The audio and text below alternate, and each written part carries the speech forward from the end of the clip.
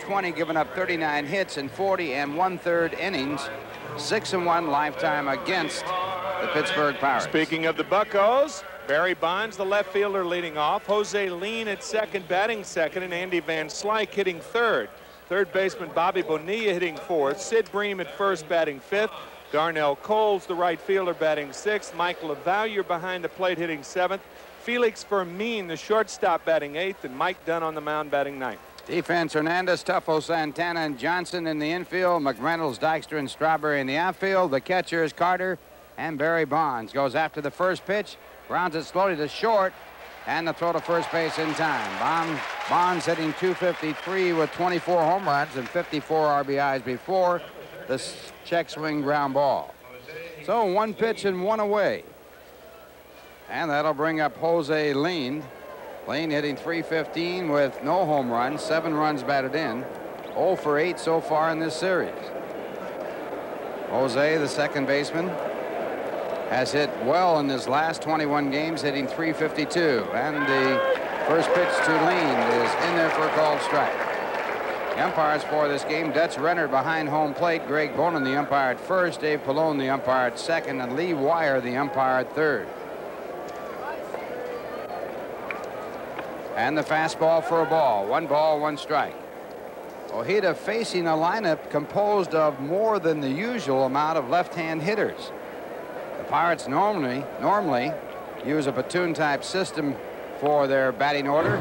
There's a bunt try, and it's fouled back out of play. But they are using left-hand batters like Barry Bonds, Andy Van Slyke, Sid Bream in this ball game. The catcher, Mike LaValliere, all left-hand batters against the left-hander, and the reason for that, as Jim Leyland is seen on your screen, is that Leyland compares Ojeda to Randy Jones, who threw a tantalizing type screwball, and with left-hand hitting, the screwball not as effective. That pitch fouled off. It's 1-2. Steve Zabriskie talked to Jim Leyland before the game, and that's what Jim told Steve, and Steve informed us. I don't really see any rationale in that, because Ojeda can jam a left-handed hitter, as he proved against Barry Bonds, the leadoff batter. So the strategy that Jim Leyland has provided here is somewhat unusual, and we'll see how it holds up as you look at the on-deck batter, or actually the batter that is the fourth batter, Bobby Bonilla. There's one hit to left field for a base hit, and Lean has his first hit in 9 at-bats in this series. That brings up a left-hand batter, Andy Van Slyke. A linea for Lean. Coming around to the plate, center fielder, number 18. Is Spanish for line drive. Van Slyke. So right there, runner at first base, 1 man out as we get underway. Glad to know that. Yeah, you knew that. There weren't as many Latin American players playing when you played, however. But I was raised in Southern California and took Spanish in high school. You didn't. They didn't have anything in high school that told you linea was a line drive, did they? No. I didn't even get to senior in that class. You know what? Neither did I. Pablo was about as far as I got. Buenos dias and Buenos noches about that. Here is the pitch back to Andy Van Slyke, and it's in for a called strike. I did. I learned my fragmented Spanish, what I understand, and the few words that I can speak in baseball. And I took 2 years of Spanish in high school, but I learned it primarily in a clubhouse. Some of which I can't divulge to the can't use. Most of which we can't use. Strike count to Van Slyke, hitting .290 for the year. And the high curveball, and they count 1 ball, 1 strike. Van Slyke with 20 home runs, 76 runs batted in, and 33 stolen bases. So he is in the 2020 club as far as the stolen bases and home runs are concerned. Speaking of clubs, how about the 3 million in attendance club? The Mets have joined that very exclusive club here today. The Dodgers, the only other team to draw 3 million people. This ball hit fairly deep to right field. Strawberry, though, with room. And he makes the play. See, when you get a hitter like Van Slyke to reach, then you actually detract from his power. Watch. See the reach? And that left hand, the top hand flying off the bat, you really take away from a hitter's power when you get him to reach and make contact and put the ball in play. For him to hit that pitch, he had to let go of the top hand to reach it. Right. Now the batter is Bobby Bonilla. Bonilla hitting .302. He has 15 home runs and 77 RBIs. Lean, the runner at first base, has had 1 stolen base in 2 tries. Bonilla 4 for 6 in this series against the Mets. And he takes that pitch for a ball. Ralph, it's funny how you can get what kind of situation a team's in with the crowd. The crowd's almost too quiet because I think they're waiting for the Cardinal game to start too. Doubleheader today. Yeah, the scoreboard and here. Yeah, I mean, realizing that, and of course the Montreal game in Philadelphia, and of course they realize that it's energy expended if the Mets win and the Cardinals win. So it's kind of a wait and see attitude. I find that really enthralling with the crowd here. Very quiet for this capacity crowd. Dodgers a $3 million drawer for several years, and a hit and run play is put on, but the ball is hit down the right field line and it drops in fair territory. Bonilla goes to second. Strawberry throws home, and on the bloop base hit, the Pirates have runners at second and third. But I ask you something, Mr. Kiner. Why did Jose Lean stop at second base? It probably cost the Pirates a run. There's no sense in going for a decoy here because there's 2 outs. You just keep right on going. If it's a ground ball to the infield, they're going to get Bonilla at first base, but Lean stopping at second probably cost the Pirates a run, or at least a chance for a run. So Lean is still on third base. Bonilla behind him at second, and the batter is a left-hand batter, Sid Bream. Bream hitting .271 with 12 home runs, 57 RBIs.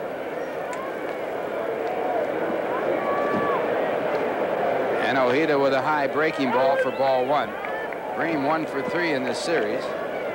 Batting .333 against the Mets this year with 3 home runs and 8 runs batted in.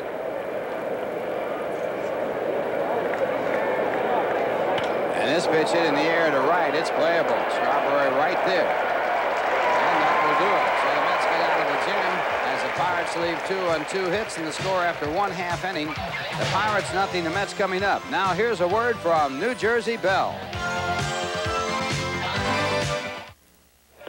Mike Dunn on the mound for the Pirates with a record of 12-5, an earned run average of 2.79. He has walked 61, struck out 65, given up only 130 hits in 151 2/3 innings. He is 0-1 lifetime against the Mets. And the lineup for New York: Len Dykstra leading it off, followed by Tim Teufel at second. First baseman Keith Hernandez back in there after missing a couple of games actually, with a bad head cold. Darryl Strawberry in right field hitting fourth. Kevin McReynolds batting fifth. Gary Carter sixth. Howard Johnson seventh. Rafael Santan in the 8-hole, and Bobby Ojeda ninth. And the defense for Pittsburgh: Bream, Lean, Formin, and Bonilla. In the outfield, Bonds, Van Slyke, and Coles. You like that, don't you? Yeah. LaValle, the catcher, and the first pitch to Lenny Dykstra, ball 1. Dykstra batting .314. Make that. Dykstra hitting .283 for the year. 10 home runs, 41 RBIs. In this series, Lenny is 2 for 6. And the fastball fouled away. 1 ball, 1 strike. Dykstra in his last 15 games hitting .327 with 14 runs scored and 9 runs batted in. He has been doing his job as the leadoff batter. Tim Teufel on deck. He too having a good September. This ball bunted out to the second baseman. Lean coming hard, makes a good play. Bear hands the ball and gets it to first base, and that was not a bad bunt. That was what Dykstra wanted to do to make that second baseman field it, but Lean charged quickly. Not only did he come in quickly, he went to his left also. If Bream fields this ball, Dykstra's got a base hit, but you see Lean coming in, and now to his left. Boy, I'll tell you, that middle for Pittsburgh's going to be around for a long time if they can hit a little bit. Those guys are quick as cats out there. Formin and Lean are outstanding defensively, and that'll bring up Tim Teufel. Teufel hitting .314 for the year with 13 home runs, 56 runs batted in. In this series, Teufel 4 for 8. and hitting .354 against the Pirates this year.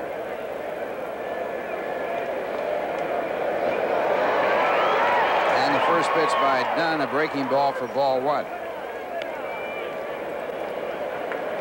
Teufel forced into playing against left-hand and right-hand pitching due to the injury to Wally Backman, and doing a good job. He has handled right-hand pitching well. And a good slider for a strike call. It's 1 ball, 1 strike. See, that's a pitch that Dunn wouldn't feature to a left-hander because his slider goes down and in to left-handed hitters. Fastball, forkball, breaking ball. And there's the fastball. 2 balls, 1 strike.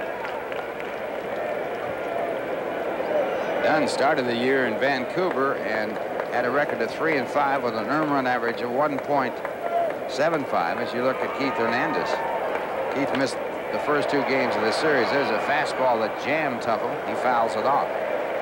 That ERA was an ERA that led the PCL, by the way, but he did have a losing record, and he had a losing record last year, 9-12 at Louisville. And this year, here he is, a rookie in the big leagues, 12-5. Earned run average at 2.79. 2-2, and the slider again fouled off. The leader in earned run average is Mike Ryan of Houston at 2.69. Nolan Ryan of Houston at 2.69. Dunn is 2.79, and he will qualify. He hasn't qualified as yet. Another foul ball. Count stays at 2-2. It takes an average of 1 inning per game for a pitcher to qualify for the earned run average championship. So that's 162 innings, and Dunn has 152.2 innings, 52 2/3. And another foul ball, so the count remains at 2-2. So Mike Dunn could be a ERA leader as a rookie. The last Pirate rookie to do that was Cy Blanton, who had an earned run average of 2.59 back in the 30s. There's the little gift that the Mets gave away, and Teufel fights off an inside fastball, fouls it. 2 balls, 2 strikes. Well, Montreal has put a marker on the board in Philadelphia. They beat the Phillies last night. Hubie Brooks grand salami beat them 7-4. So Montreal up over Philadelphia 1-0 with the Phillies hitting in the bottom of the first inning. Montreal a half game back of the Mets, 4 games out. There's a hard ground ball to third. Bonilla takes a lot of time, but he has time to make the play. Showed a pretty strong arm then, didn't he? He has a good arm. I didn't tell you the truth. I didn't realize his arm was that strong going to his right. He really makes a nice play right here. He does take his time, but he guns out tough to get him by about a shoelace. So 2 men away, and the batter will be Keith Hernandez as you look at Bobby Bonilla. Keith missed the first 2 games of this series with a heavy cold. Hitting .293 for the year with 17 home runs, a career high there, and 86 runs batted in. Keith hitting .316 against Pittsburgh's pitching this year with 18 hits, 3 of them home runs, 13 runs batted in. And the first pitch low. Keith hitting .239 in September with 20 runs batted in, and the 20 RBIs. A good sign. He also has 4 home runs. And that pitch ball, hit that strike 1. It's 1 ball and 1 strike.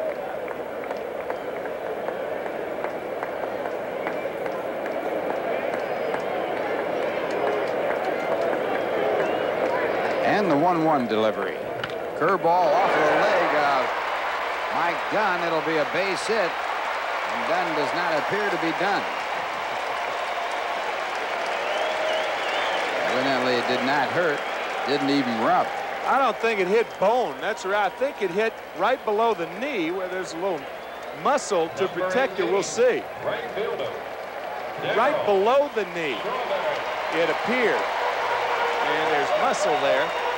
Here I am feeling right below my knee to make sure I'm. See if you have any muscle? Yes. Well, I know there used to be some there, but I'm not too sure anymore. Might have atrophied a little bit. Right. Of course, those power walks with Bill Webb, that's kept you in great shape. Yeah, but I tell you, after catching for 20 years, and any activity you do would be atrophied. And now Darryl Strawberry. Strawberry hitting .284, 38 home runs, 100 RBIs, 102 runs scored, a career year for Darryl Strawberry. And he hits one out to center field, deep center, but Van Slyke will be there. And he puts it away. So the Mets get one hit, leave one, and the score at the end of one, Pirates nothing, Mets nothing. Now here's a word from the good olds guys. Well, we're going to the top of the second. Dunn hit by that ground ball off the bat of Keith Hernandez. Look at that. Now, see, he didn't even rub it when it was hit, but now you got to go in. The trainer puts the ethyl chloride on, and that makes it hurt. So everything had been all right had the trainer not put the ethyl chloride on there. See, he didn't even rub it once he was hit, but now that ethyl chloride going on there. So Mike appears to be all right. But the ethyl chloride takes the Boy, beating. that stuff, I'll tell you, that's the most painful stuff. I don't understand why they use it. You got a good contract with somebody. Yeah, it isn't much fun. It's cold. It is freezing cold.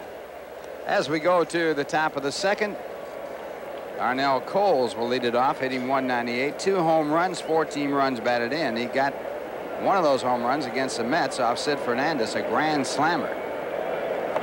And the first pitch by Bob Ojeda, ball 1. Coles hitting .250 against the Mets, 3 hits and 12 at-bats with 1 home run, 5 runs batted in. And the fastball fouled away, 1 ball, 1 strike. Boy, that home run was a deadly, lethal home run. A grand slammer off a curveball down and in off Sid Fernandez 1 week ago. The Pirates beating the Mets 2 out of 3 at Three Rivers. And boy, those were both devastating defeats. Mets losing that game 9-8, and the losing pitcher was Bob Ojeda. Bob pitched in relief in that game and did a good job. Pirates scoring in the 14th inning. Bob worked 4 1/3 innings in that game and gave up 2 runs, 1 to tie it and 1 to beat him, as Barry Bonds crossed home plate in the 14th inning last Sunday. On a blue pit. Yeah. And this high fly ball out to Strawberry and right. Darryl puts it away. Bob Ojeda making his first game start, and as we mentioned at the top, he'll probably go 4 or 5 innings in this ball game. That's hoping that he'll pitch Mike well throughout his first game start after coming off the DL. He was on the DL from May 11th to September 1st. He has appeared in 3 previous games in relief with a 3 earned run average, pitching 9 innings. So he's worked only 9 innings since the arm operation. First pitch to Mike LaValliere. Breaking ball inside for ball 1. LaValliere hitting .297 with 1 home run, 35 RBIs. And the fastball, 2 balls, no strikes.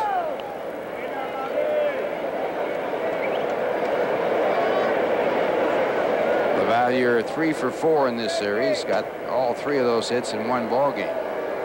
The 2-0 pitch, fastball, a strike call.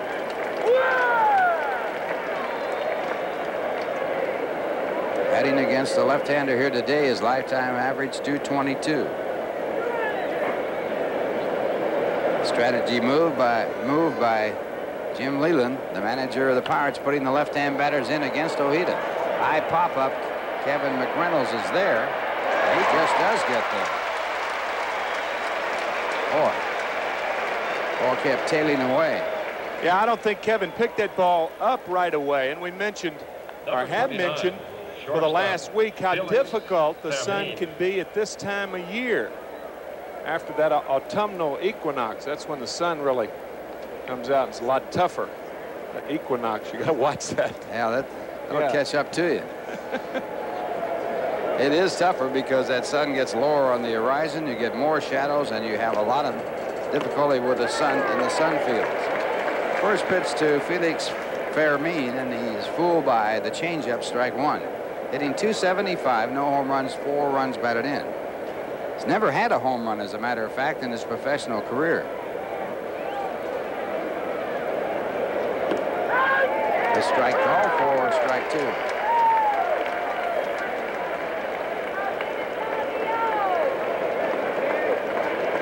Expos 1, Phillies nothing after 1. Tibbs and Ruffin the opposing pitchers. And this ball popped up on the second base side. Tuffle calling for it, and he makes the play. So the Pirates go in order in the second, and the score at the end of 1.5 innings. Pittsburgh nothing, New York nothing. Now here's a word from American Express. Well, folks, I know there must be a tear in your eye, for this is the last home game this year for us to play Ask Tim and Ralph, and you're in the bucket today, pal. As has been the case all season long, all answers will be judged by the marquee of Mountain Lakes, and all decisions are final as Kevin McReynolds steps up, bottom of the second, scoreless ball game, and we'll have the question after this pitch. I'm sure Bill Webb will be charitable and pick an easy question on this last day at home. Slider for a strike. Against which team did the following New York Met achievements occur? Dwight Gooden's 200th strikeout as a rookie in '84. Foul back, 0-2 to McReynolds. Dwight Gooden's 20th win of the 1985 season, and Darryl Strawberry's 100th career home run in 1986. Now, mind you, it occurred against one ball club, not 3 different teams. Which team did those 3 things occur? Against which teams? 1 and 2 to McReynolds. Dwight Gooden's 200th strikeout as a rookie, Dwight Gooden's 20th win in 1985, and Strawberry's 100th career home run in '86. Ground ball to short, over the head of Fermin.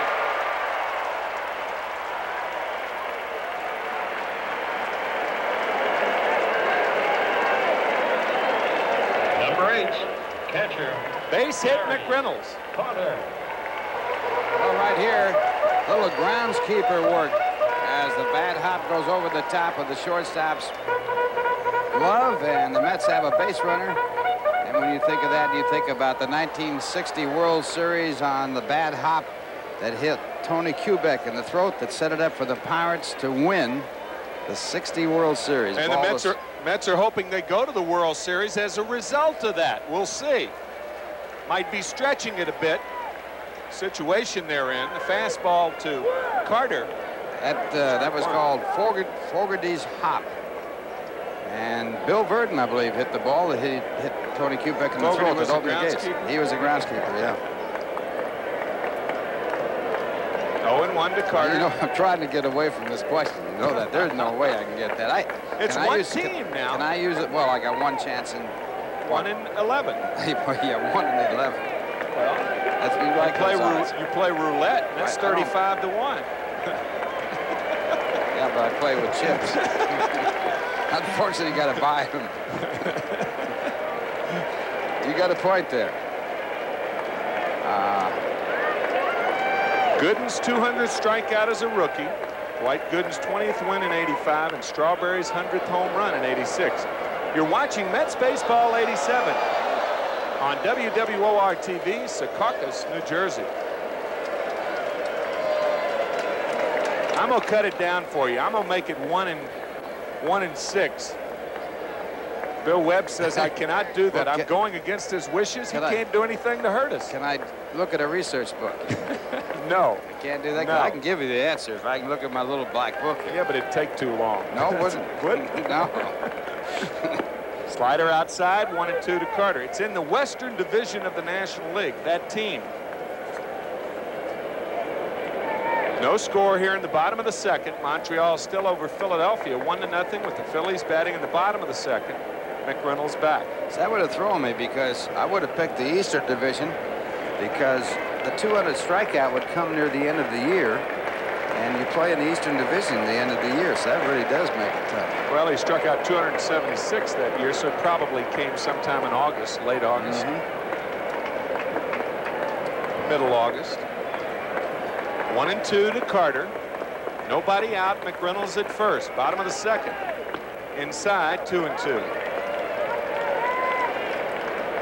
Well, I'm going to narrow down to San Francisco, LA, and San Diego. You're not. That's your narrowing, not You're mine. Not going to give me any reaction. No, I will not. No, I've already given you the last hint, the one and only. That cuts it in half now. 2 and 2 to Carter. McReynolds may be running here. LaValliere has thrown out 49 of 114 this season. Excellent ratio. percentage.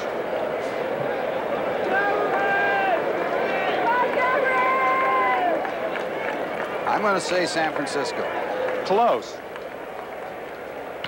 Well hit left field. Bonds over, and he makes the play against the wall. McReynolds is going to have to hurry to try to get back, and it's going to be a double play. Boy, what a tough break after a good break. 2 outs.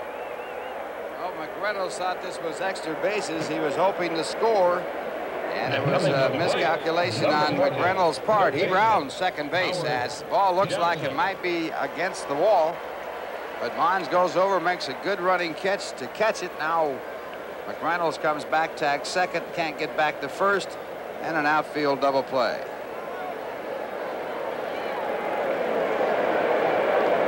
So Howard Johnson, the batter now, with 2 out, nobody on, and that bad hop single erased with the well-hit ball, again showing how strange this game can be. Hojo, a banner year. Ball 1. It was the other Saint on the West Coast, San Diego. San Diego. Yep. And it did happen the latter part of August. Final season total. Well, we end up with a tie. We're not going to do it on the road? I hope not. And we have company if we hope not. It's 1-1 to Johnson. No score, bottom of the second inning. Well, I had a night, I was almost sure it wasn't L.A. because Strawberry's never hit well in L.A., although he's hit a home run there, too. Pretty sound reasoning right there. So.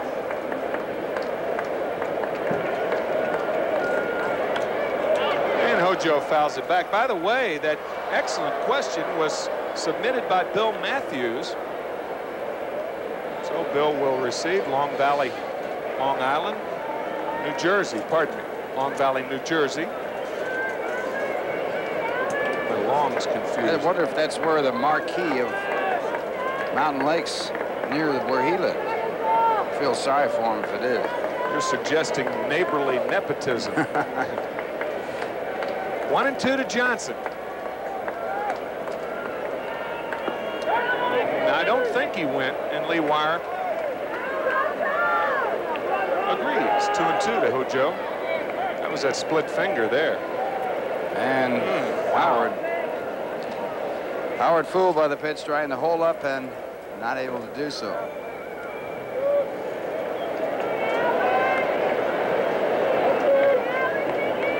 Mike Dunn, a big guy, 6'4", 200 pounds. Made his major league debut right here in this ballpark on June 5th and lost to Dwight Gooden 5-1.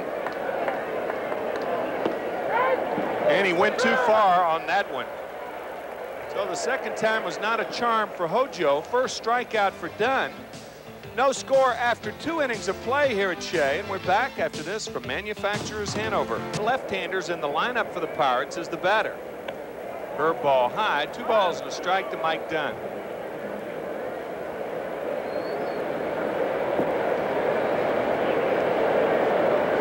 Mike has 5 hits, 5 for 50 on the year, batting an even 100. Sounds like my average on Ask Tim and Ralph. Blue Jays 1, the Tigers nothing. Top of the second inning, and the Toronto Blue Jays doing the job on Detroit. They now lead them by 3.5 games. Toronto with the best record in the major leagues, and the Tigers with the next best record. A curveball to Dunn. He is exactly that.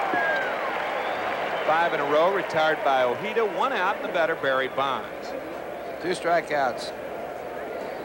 And that's it. Barry Bonds. The interesting thing about the National League East is that in all probability, the Mets, Montreal, and St. Louis has already done it. They'll all win over 90 games. In the National League West, the leader, the Giants, probably won't win 90 games unless they win 6 out of 8. Their remaining 8 games. 1-0 to Bonds. Minnesota won't win 90 games either. Unless they win a whole bunch at the end. They're 83 victories.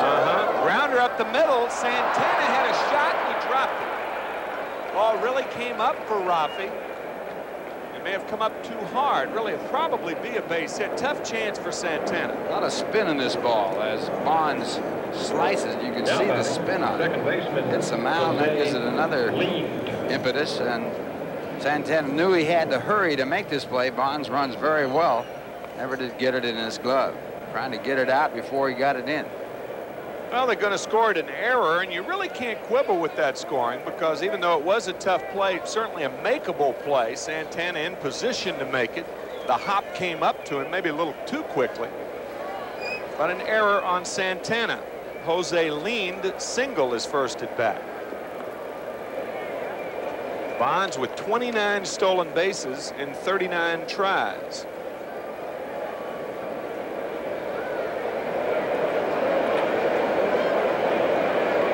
Change up and a beauty. 0-1 to Jose leaned.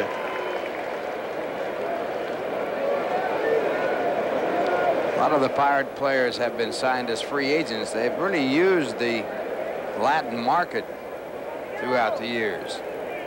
Almost all Latin players are drafted as free agents because they don't have the draft system similar to the United States. They do not. Dominican, Puerto Rico. Don't go into the draft. 2 balls and a strike to leaned. Howie Hake is the scout that the Pirates have used down in those areas for so long. He speaks Spanish well. He knows it very well. He's been an outstanding scout over the years. He'd probably go right in the stands there and take somebody. Change up, fouled away, 2-2. I'll tell you, whoever scouted Andy Van Slyke, Mike Dunn, and Mike LaValliere did a heck of a job. All in the trade for Tony Pena. Especially Dunn, because Dunn was not a guy that anybody had heard of. Scouts so important to a major league operation. 2 balls, 2 strikes, 1 out. Bonds at first, and there he goes. Change up, lined up the middle. Bonds is going to go to third.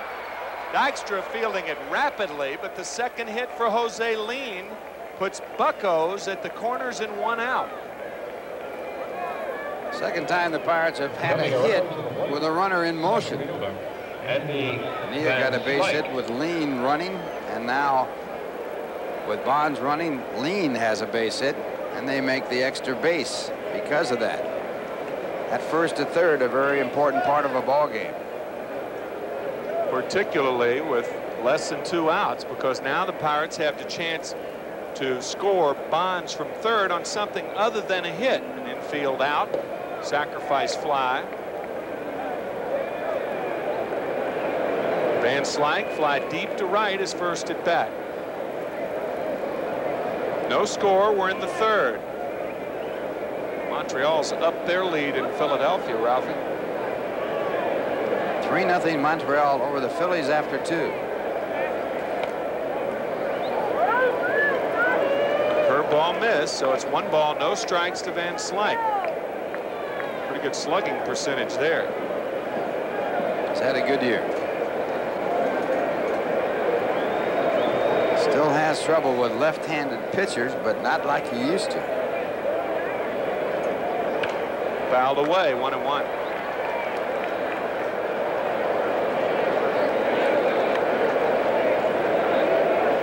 On deck batter, Bobby Bonilla.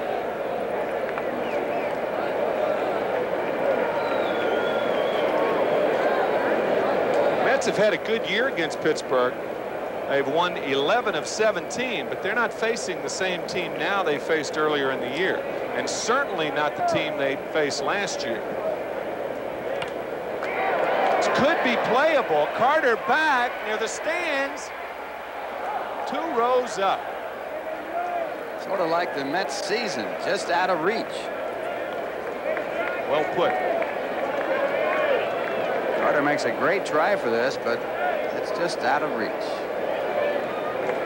It's certainly not a pessimistic approach either, because the Mets do have a chance, but when you think about the games, I don't know if squandered's too strong a word, but certainly some of those games were squandered. Inconsistency, probably the main word that you think of when you think of the Mets' 1987 season. 1-2 to Van Slyke. Grounder, foul. Here are a couple of stats that might point out what we're talking about. The Mets, when they were trailing after 8 innings, won only 1 game this year, lost 52. When they had the lead after 8, they lost 6, which is a large amount. And in the opposing team's last at bats, the Mets got beat 20 times. 20 times. Yep. Big number. Mets were the best home record. They won 48 and lost 32, and they've won 10 of their last 16 at home. 1-2 to Van Slyke. The throw to first. Lean back easily.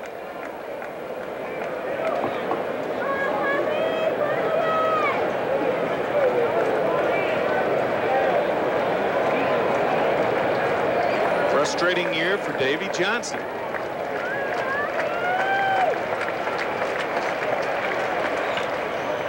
To Hernandez, to first, back to first, not in time. Well, I think Keith made a mistake there with Van Slyke running. Well, it looked like he had an idea about coming home, decided he could get the double play, and changed his mind. Let's look at it again. You got a fast runner at third, a fast runner at bat. And Keith had a play at the plate as Bonds came in, but no chance for the double play. So Keith making that decision, and a fast decision, and he made it the wrong way as he had Bonds at the plate. So Bobby Bonilla, the batter. It looks as though Keith is almost thinking that.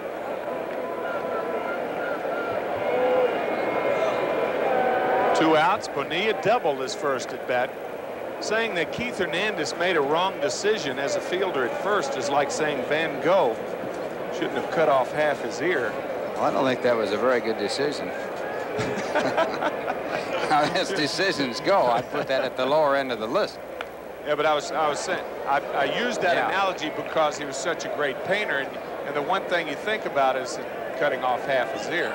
Maybe that wasn't the problem. That's what you're saying, right? And I know what you mean. You're right, because Keith does not make bad decisions. Really, we're not being really critical on that. It's just the fact that he did have an idea, and if you don't have an idea, you can't make a bad decision. He just thought he could pull it off, and it didn't work that way. There was that moment's hesitation, and then the confusion as to whether Ojeda or Keith should cover. Anyway, 2 outs and RBI for Van Slyke, 77 on the year, and it's 0-2 to Bonilla.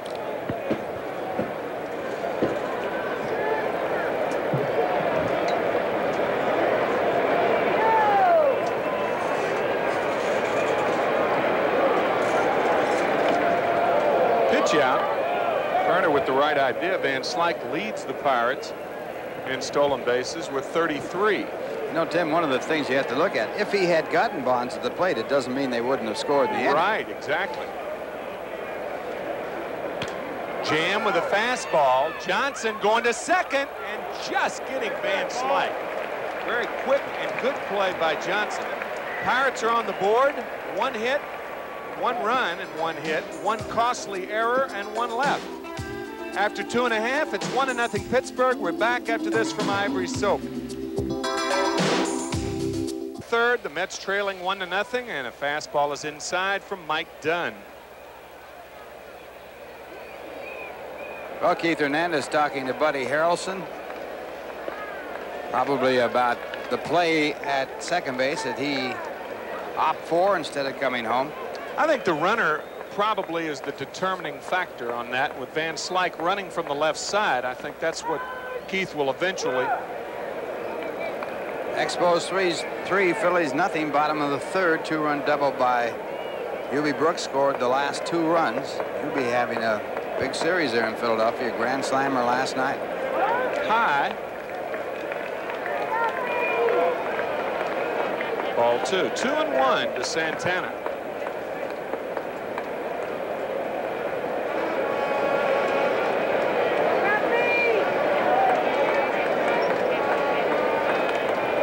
Two and 2.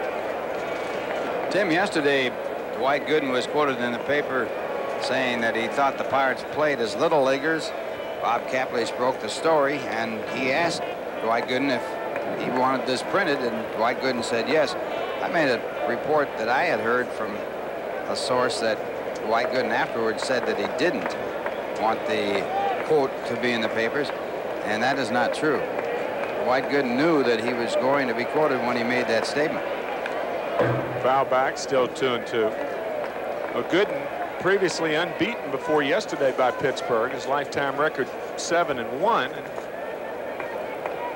And certainly the adage of letting sleeping giants, or in this particular instance Pirates, lie would be applicable in that particular instance. Foul back, 2-2. I never understood why any player would want to knock the opposition where the opposition could use it against you as a rally around and regroup type thing. Just make it tougher on yourself. Even if you think it, don't say it. Foul back. Well, the way to indelibly say it is to say it between the white lines, and Dwight Gooden has certainly done that. That's why it was so uncharacteristic of Doc when that article came back to ground it off his foot, so Santana battling Dunn. Dwight 7-1 against the Pirates with his loss yesterday. Goes with the territory. Foul tips off the arms, legs, and you.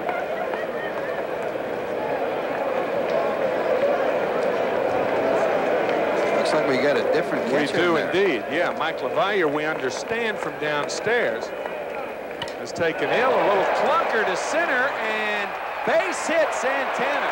Nice try, Van Slyke. Santana leads off the third with a base hit and a good at bat by Robbie. Tom Prince, by the way, is the new catcher. Your attention, please. Oh, we'll look at it again. A shattered bat. Now catching. And a great And try batting by seven. Van Slyke, and this is a Number difficult 47, Tom attempt Prince. right here by Van Slyke, and you can really put that in the book because that is a hard chance, and he made a try for it Bob anyway. Ojeda is the So the batter. Mets have a base hit. Bobby Ojeda, the batter now. He'll be up there to bunt. Bonilla in tight at third base. And the bunt's fouled off. Bobby catching that ball, you really shouldn't do that. Caught the ball on the one hop. If that ball skewers foul, I think Jim Leyland really has an argument here. You can't catch the ball on one hop regardless of whether it's foul or not. What if the ball hits the ground and skewers fair? Then it's a fair ball. That's right. So actually a hitter can never impede that process or that particular hop, and Bobby Ojeda caught it on one hop. Yeah, he could have been called out for interference. Could have been. 0-1 to Ojeda. Of course, maybe you take the common sense approach and say, well, it wouldn't have done it. Well, who's to know? Here it is again. Now this ball has spin on it. It hits the catcher. Oh, okay. Okay, it's all right. All right. It's automatically foul once the catcher touches it. Had he not touched it, however, you as a hitter can't catch it. Well, there were a lot that I hit that I wish I could have caught before they developed. How about those little dribblers you'd like to kick into fair territory? And some of them into foul territory. Yeah. And the bunt's hard to Dunn. The second got him. Nice play by Fermin. One out. So the attempt at the sacrifice doesn't come off. Ball bunted too hard and right back at Dunn. He fires it down to second. And a good play by the shortstop to reach that ball against the sliding player. Lenny Dunn Dykstra. quickly reacting. He got the job done. The athletic ability there. You think it's easy to keep your foot on the bag and reach into the runner and catch the ball and get the foot off so the runner doesn't hurt you. That'll be an adagio dancer out there. Yeah, that's right. Dykstra grounded to second, or bunted to second, on a nice play by Jose Leaned in the first. Ripped to center, and it's a base hit. So Dykstra with his first hit. Ojeda stops at second, and the Mets have runners at first and second and one out. Coming from the plate, second baseman. Well, Dykstra takes this fastball on the line to center field. Van Slyke had an idea about doing the same thing to that ball, but then decided against it as it was too far from him. He had no chance to catch it, and Dykstra with his hit. Now 3 for 8 in this series. Hit number 4 for New York. The crowd trying to get this ball club and send it on its way for the last road trip of the season on a winning note. 3 in Philadelphia, an off day on Thursday.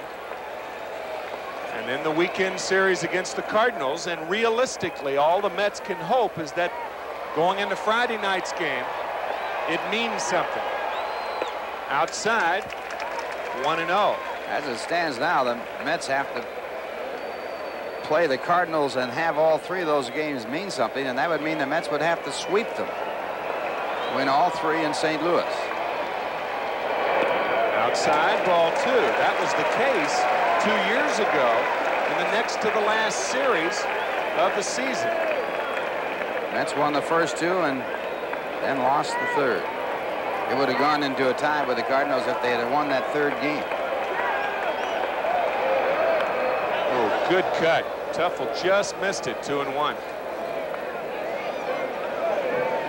Wow. Oh, that's a fantastic stat. Probably accounts, that's the highest on the club, we understand. And it probably accounts for 56 RBIs in less than 280 at-bats. He has just had a marvelous year.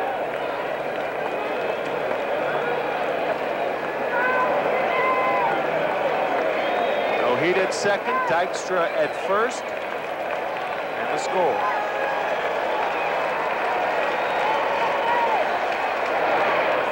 Outside, ball 3, 3-1, and on deck, Keith Hernandez, who singled his first at bat. When Dunn made his first start against the Mets in the major leagues, he was wild in that ball game and was the losing pitcher. He hasn't walked a batter in this one. On the corner, so it's 3-2. Send the runners. I don't think you can do that with the pitcher on second. It'd be a gambling play if you did. They're not sent. A line drive foul.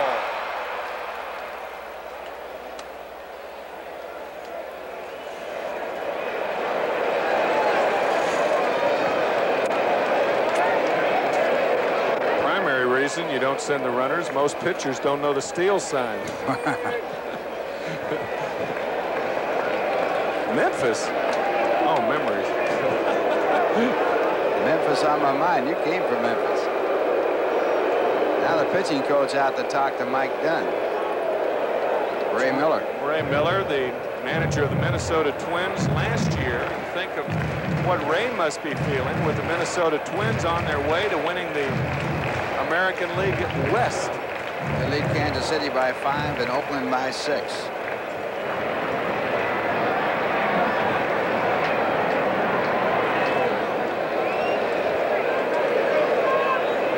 I don't know. I don't like that. I don't either. I don't understand that. A pitching coach coming out after 3-2 just because a guy line one foul. Certainly isn't going out there to tell him what pitch to throw. 3-2, 1 out. Runner's not running, and it's inside, so I guess he told him to pitch around him. Yeah, great.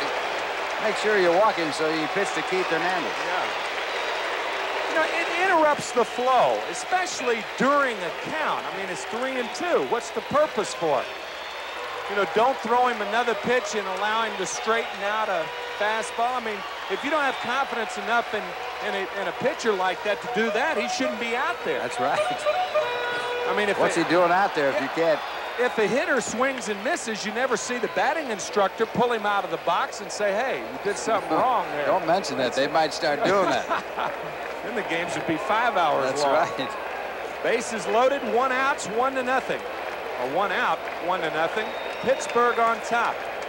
Hernandez singled off the leg of Dunn in the first, outside. Keith hitting .236 with runners in scoring position. Big difference from Tim Tuffle, huh? He does have 20 runs batted in his previous 22 games.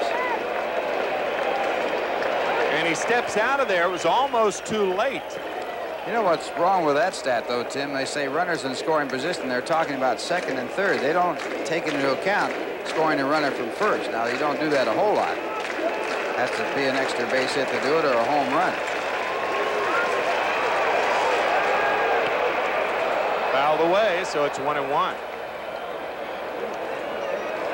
If you hit a 3-run homer with runners at first and second, you've only scored one guy from scoring position. That's right. So that stat's really not a good stat. Technically, every hitter, when he steps up there, is in scoring position. That's true. Ground ball, base hit inside the bag. 1 run scores. 2 run scores. Mets leading 2-1.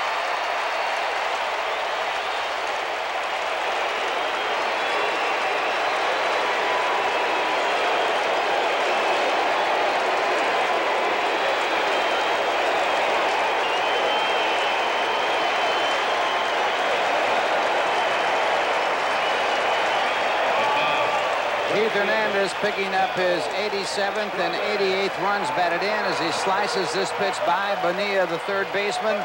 Ojeda comes in from third. Behind him, Dykstra from second.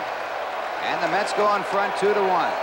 And the crowd responds. Here's Strawberry, lined to center deep. His first at bat and the first pitch, a fastball low.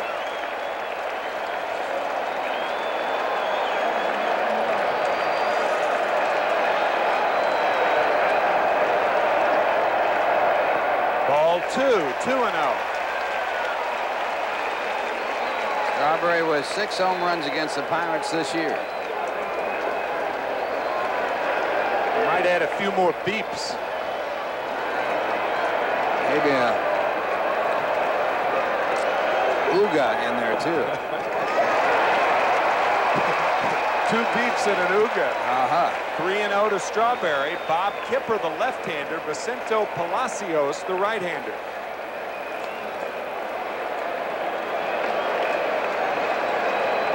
Dunn has won 5 straight decisions and 9 out of 10, but he's in trouble and trailing here. 3-0 to Strawberry. A high strike. 3-1. Darrell doesn't want to walk here. He wants he should not be upset with that call. I've seen hitters swing at balls to keep up there that are outside. This is your big RBI man, 100 RBIs. Only the third Met to do it. Breaking ball on the corner. Now Strawberry complaining again.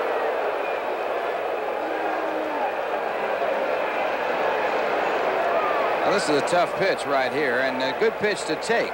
It's a tough pitch, but the 3-0 pitch, if you're swinging at that one, then you got to hack at what you consider that lunch pitch. Now you got to face something like that. Now Strawberry walked, but it was not really a good at bat for Darrell. No. You got to look for those runs batted in, and when you're the big man in the ball club as he is, you got to be happy that you're not walking. You lose a chance to drive in 3 runs if he hits it out of the ballpark. And it's a finely tuned cello too, because what you don't want to do is swing at a lot of bad balls in the process. But by taking that 3-0 pitch, and as you explained so well, Ralph, making that imaginary box much smaller than you would with the count 1-0 or 2-1 or something like that.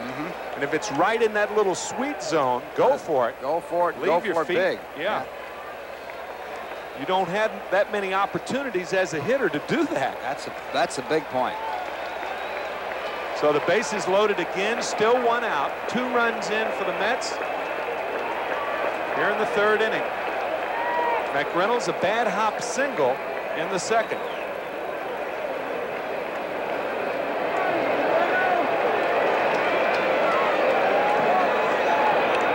Foul back.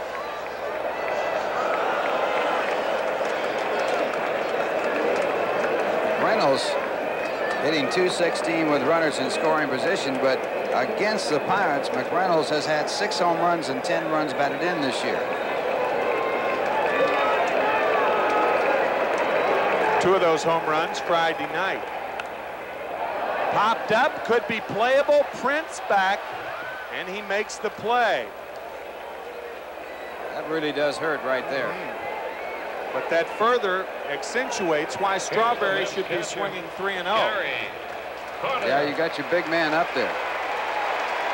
Well, now the Mets lose the chance to score the run from third base with less than 2 out, on and out. And that puts the pressure on Gary Carter. Well, Gary rifled one to the wall in the second inning. And Barry Bonds at the wall made the play. And doubled McReynolds off of first base. Outside, a ball and no strikes to Gary Carter. 228 with runners in scoring position this year, and that's the reverse of what his past has shown.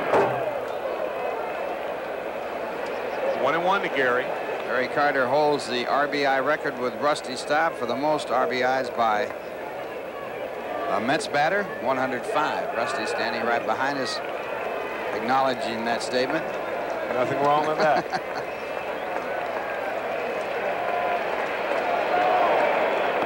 Good breaking ball there on the corner. A ball and 2 strikes to Carter. Well, here it is again. That's a good pitch to hit. High curveball. Drive that ball with good force to right center field.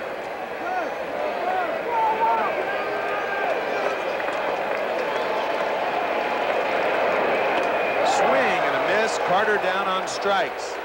Strikeout number 2 for Mike Dunn. The Mets do take the lead, but it could. Well, we're going to the top of the 4th inning. The Mets leading by a score of 2-1. Losing a big opportunity to drive in some more runs to help them in their quest for the National League Eastern Division title.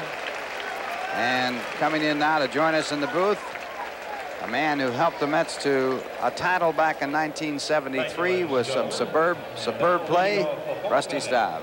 All right, Ralph, what a wonderful day out here at Shea. My word, this is a picture-perfect day for baseball. It certainly is all of that. Clear blue sky, temperature in the 70s. Beautiful autumn day, and the Mets trying to continue to make it beautiful. Win this ball game for their Mets fans. Full house here today, and Sid Bream will bat here in the top of the 4th inning. Mets leading 2-1. Bream has been up once, flat out to right. Bob Ojeda in the mound, and the curveball. 2 balls, no strikes. Bob has given up 1 run on 3 hits. And that 1 run has been unearned, and the fastball fouled away. 2-1. I think it's just incredible that Bob Ojeda is on the mound starting a game for the Mets in 1987. I just can hardly believe it with the kind of operation that he went through. For him to be back out there, he must have really done his job in his rehab. He is a competitor. We'll tell you about that operation. And that pitch, ball 3. They had to cut on his elbow. He has about a 6-inch scar, and move the ulnar nerve out of the elbow joint where it was being pinched and set it on the side. And then, of course, put everything back together. Ground ball to first. Keith Hernandez knocks it down and loses the ball. He picks it up, and he gets the call just in time. I'll tell you what, Sid Bream on this play does not do a good job getting out of the batter's box, and he has to watch this play somehow. Almost fell down. It had to be, because there's no way he cannot beat this ball out. Ralph, you and I would have had a chance to beat this one out. You're absolutely right. He had to have a real problem in the batter's box. You see that ball? 1, 2, 3, 4, 5, 6, 7, 8, 9. My word, that's a lot of strides. Well, a lot of batters get down there in about 4.5 seconds. That must have been a 6-second run. And the first pitch to Darnell Coles is taken for ball 1. Good stretch job by Ojeda to take that throw. It was.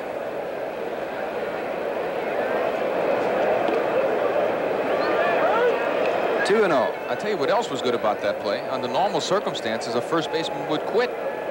He wouldn't go get the ball and try to make the play.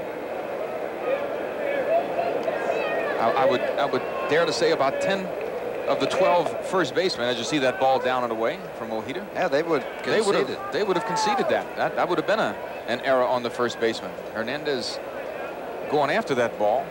In fact, you almost wondered why he did it. You saw why. He threw the guy out. Which only points out you never give up. Something might happen. Strike call, and it's 3-1 to Darnell Coles. I'm trying to think of the name of the player who got a single to center field and fell down in the batter's box and hurt himself. If the center fielder would have been alert, they could have actually thrown him out at first base. 3-1 pitch, foul back out of play, so the count goes to 3-2. It was one of my Montreal teammates. I can't recall who it was right now, but actually, if the center fielder would have, I've never seen that happen. You know, I have thrown somebody out at first base from right field. Certainly other right fielders have too, if you're alert.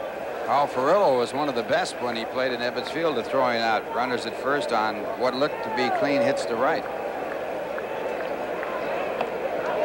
And there's ball 4. That's Ojeda's first walk, and he has pitched behind his first 2 batters here in the 4th inning. Might be a sign that he's tiring. Well, you see him shaking his head and talking to himself. Number 46. This game is brought to you in part by RC Cola. Prince. People go out of their way for the taste of RC, and by AT&T, the right choice. And now the batter will be Tom Prince, the catcher, who took over for Mike LaValliere. Mike batted 1 time and left the ballgame. We understand that he came up sick.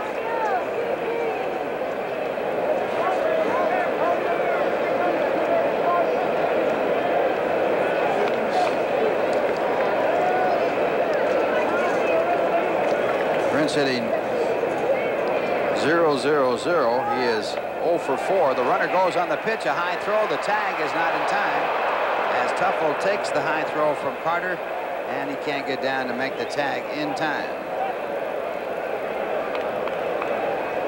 You see the Carter coming out. You see a high throw there. When the throw is that high, you just have no chance. First stolen base for Coles this year. Well, that was a fairly close call the way he came up. This ball hit right at Tuffle at second base. And the throw to first for the out. Coles goes over to third. And stepping up, shortstop, Felix Fermin. And the Nissan National League scoreboard, you see no score, just getting underway in Chicago. The Cardinals against the Cubs. Bottom of the 4th, 3-0 Expos over the Phillies. Astros over the Reds 2-0. That's bottom of the 2nd. No score, top of the 2nd. The Giants in Atlanta. And the Padres will be in Los Angeles later today. And the batter now hits one right back to Ojeda, who knocks it down. And the throw to first base, and Felix Fermin is out. So the Pirates leave a runner on third after a walk in the stolen base and a ground out. And the score at the end of 3.5 innings, the Mets runners at first and third with 1 man out, and Lenny Dykstra the batter. Lenny 1 for 2 today. Mets pick up their 7th base hit.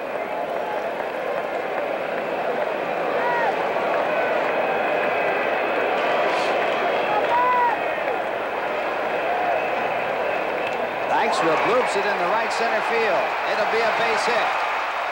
Johnson scores from third. Ojeda goes to second base. And the Mets lead it 3-1 as Dykstra comes through.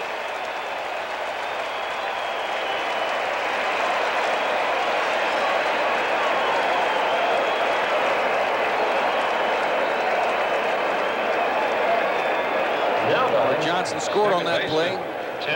Len Dykstra doesn't get all of this one, but he certainly gets enough of it and hits it in the right spot. It's hard to tell whether that was on the end of the bat or jammed a little bit, but he certainly made an outstanding placement where to put it. So a run batted in for Dykstra. The Mets lead by a score of 3-1. The conference at the mound to delay for time. Dykstra getting his 42nd RBI. And that brings up Tim Tuffle. Tuffle has walked and grounded out.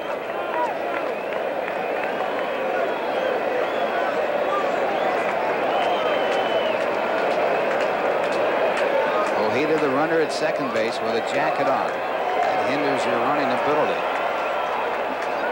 Time is called, no pitch. I don't think enough work is done in spring training, Ralph, in these kinds of situations where a pitcher would feel more at home with more work in getting a lead off second base, trying to score on certain types of singles. And Tuffo takes a breaking ball, a called strike. Chicago leading St. Louis 1-0 after 1.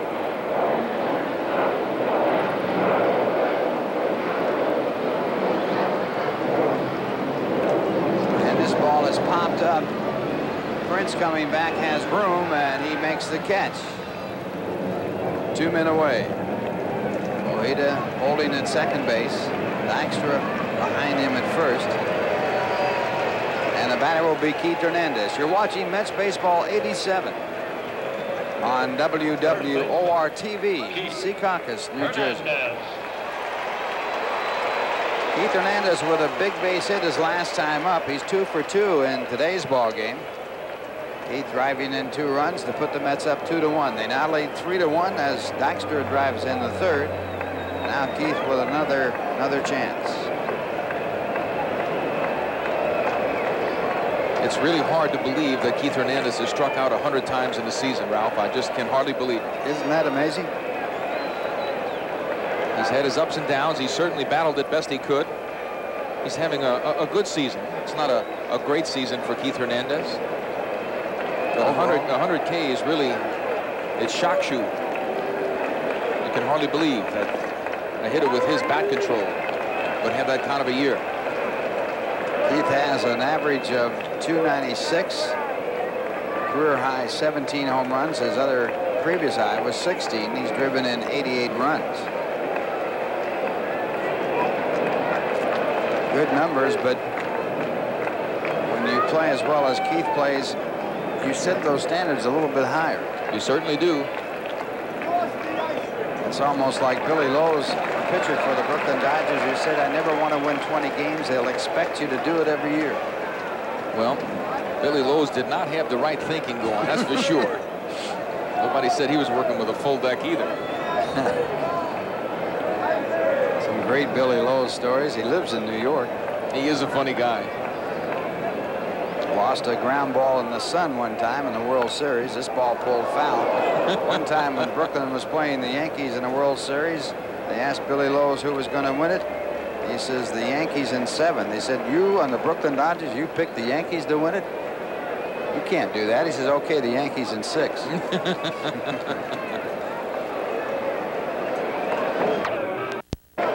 Michael Dunn. You see Hernandez's swing. That ball almost hit him in the foot. See a few people in there getting a souvenir. And the fastball. 3 balls, 1 strike to Keith Hernandez. This is the last day to get those souvenirs out here at Shea Stadium. As the Mets can pull another miracle off and catch the Cardinals.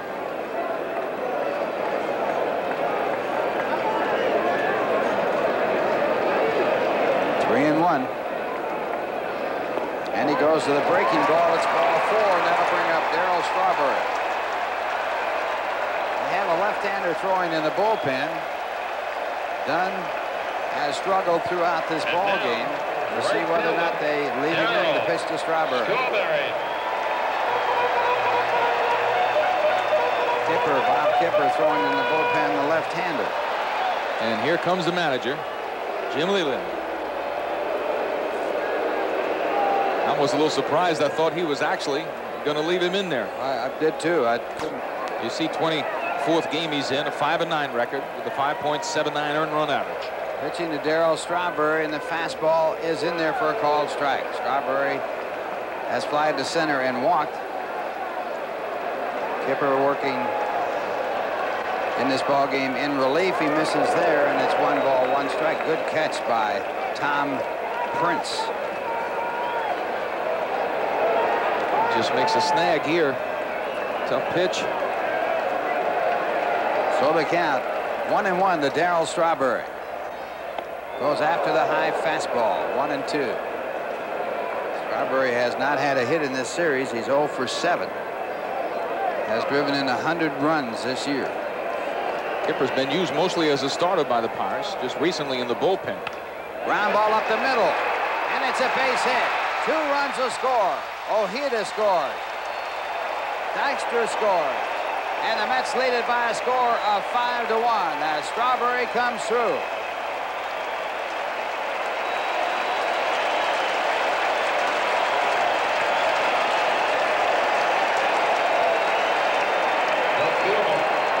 Darryl Strawberry's success this year, especially against left-handers, is because of what you're seeing right there, going back through the middle, not coming off the ball. He's driven a lot of runs and hitting some home runs into left center off those left-handed pitchers, giving himself a chance to stay in there. What a difference in a period of a year as to how he is handling himself against those left-handed pitchers. All-time high in runs batted in now, 102, and this ball hit deep to left field. But Bonds has some room. Will he get back there? He can't. It's off the wall, and it's a 3-run home run as Kipper throws a high fastball that McReynolds hits out of the ballpark, and the Mets have broken the game open here against the Pittsburgh Pirates.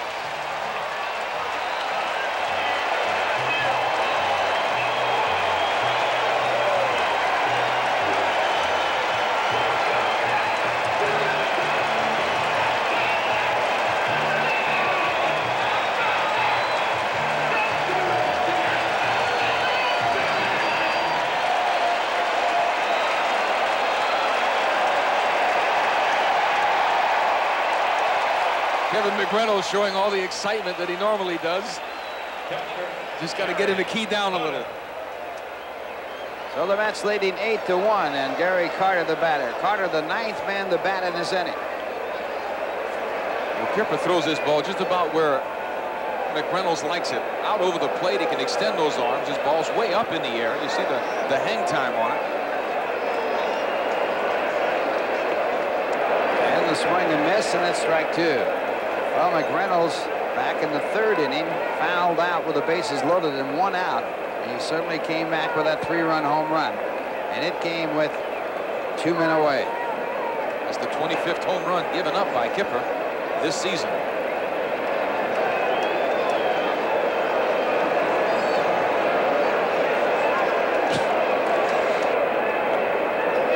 And the breaking ball for a ball.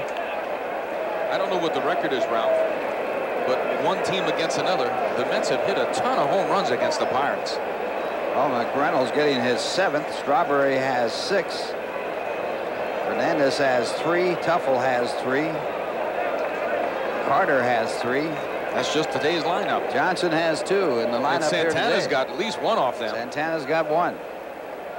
Dykstra the only one in the lineup except the pitcher not to have a home run against Pittsburgh. There's that Cubs score, 1-0.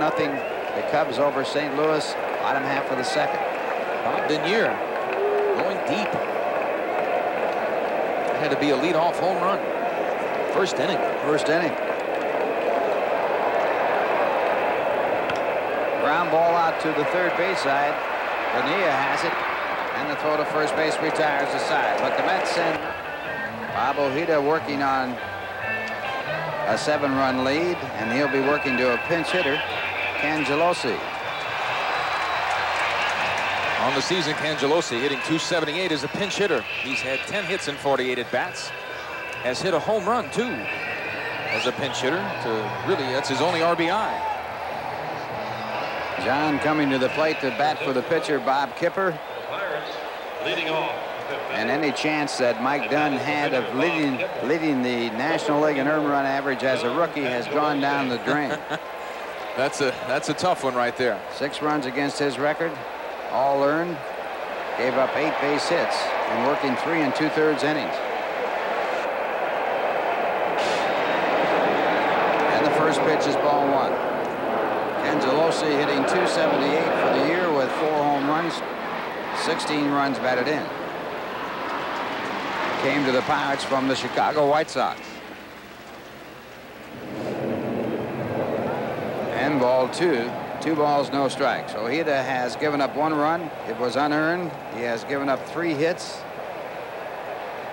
while striking out 1 and walking 1. This ground ball to the shortstop, Santana. 1 away.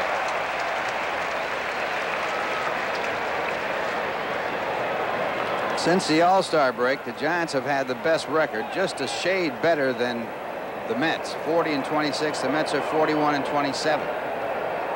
Take a look at the American Nissan scoreboard. All tied up 1 apiece. The Yankees in Baltimore. Top of the 6th. Blue Jays over the Tigers 1-0. 6-2 bottom of the 4th. The Angels over the Indians. 6-0 the Twins over Kansas City. That's at the top of the 4th. No score bottom of the 2nd. The Red Sox in Milwaukee. The White Sox in Oakland and the Rangers in Seattle. That's later today. Now the batter will be Barry Bonds. Bonds 0 for 2 today.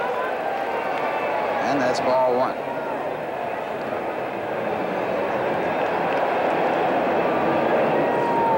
Bonds safe on an error and scored in the 3rd. Fastball, 2 balls, no strikes.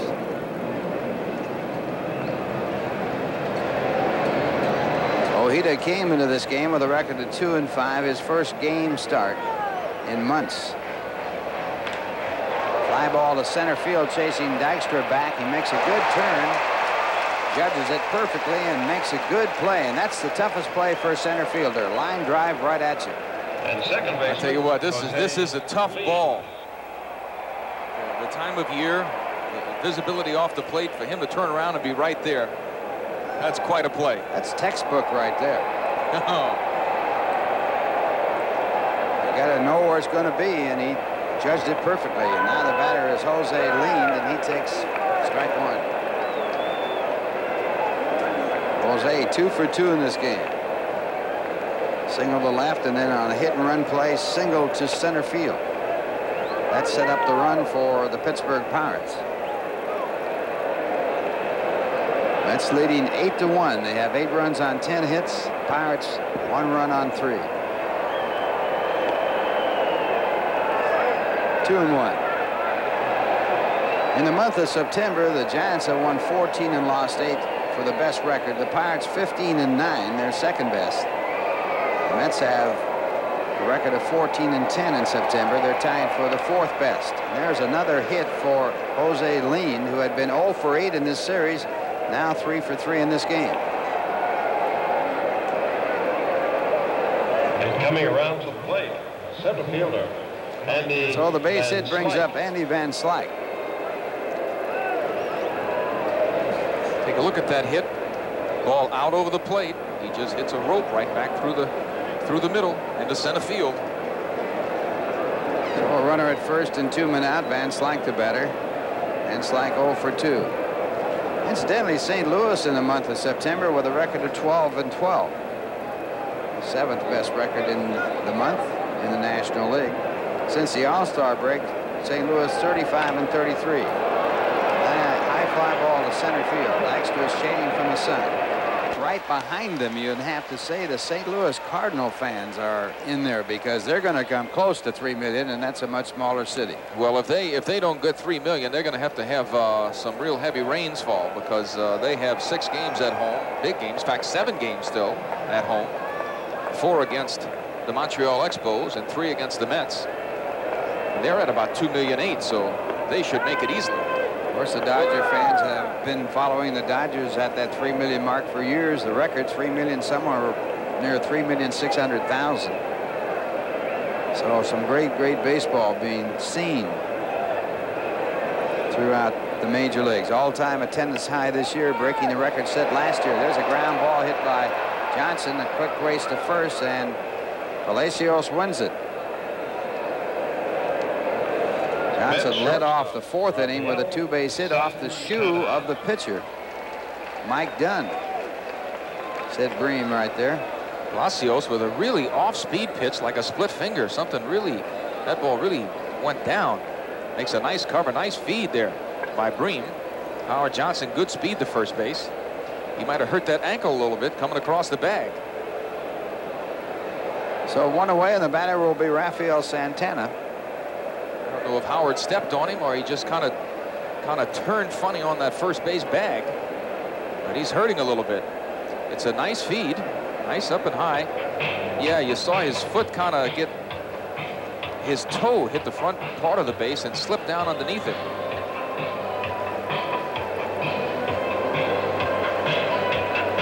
You see him kind of limp right there and grimace.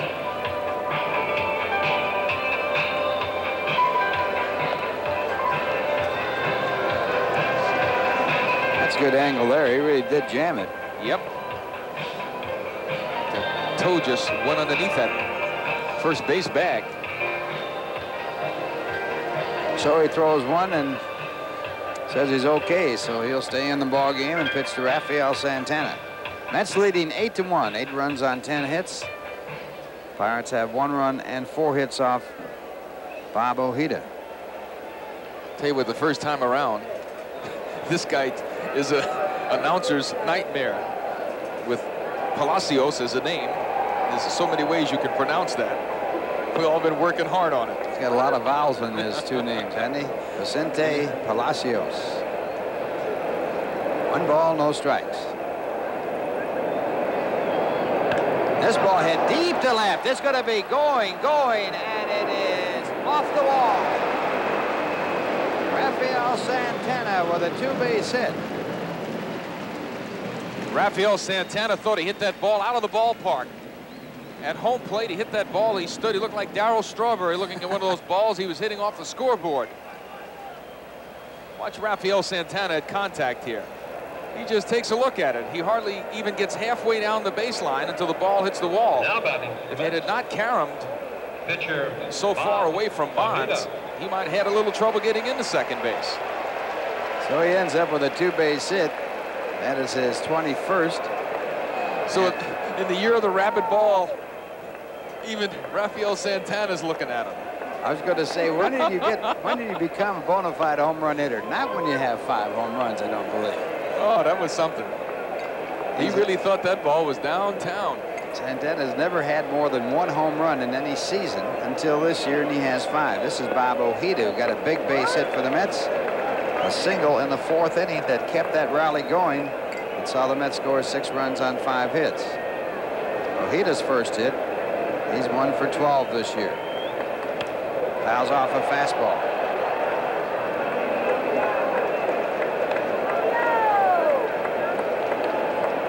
Vicente Palacios from Mexico.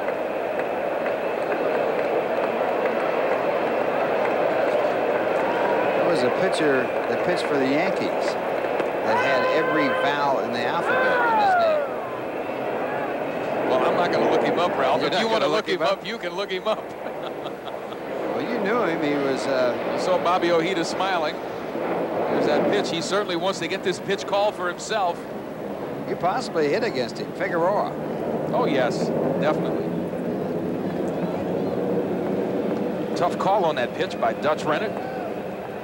But any pitcher who starts arguing at the plate is crazy. And a swing and a miss. Ojeda is struck out. Yeah, there's a good point there. You don't want that umpire mad at you when you're out there pitching. It's more important to get the strikes when you're pitching than to get the balls when you're hitting. All the way, Ralph. Like you can just see that umpire saying, well, that's the same pitch that you didn't want to be a strike when you were hitting. Now Lenny Dykstra is stepping in. Lenny with 2 hits and 3 at-bats and RBI to drive in a run for the Mets to put them up 3-1. Doesn't take a doctorate in psychology to figure that one out, does it? Don't have to go to school for that one. And the off-speed pitch swung on a miss, strike 1. Well, the way things have gone for the Mets, this is not a time for them to just sit on the lead. Especially against the Pittsburgh Pirates. Pirates have had a habit of coming back from big deficits against the Mets of late. 1 strike pitch, ball 1, 1 ball, 1 strike. You have to keep that killer instinct going. You've got to keep it going for the remaining part of this season. There is no room for error anymore for the New York Mets.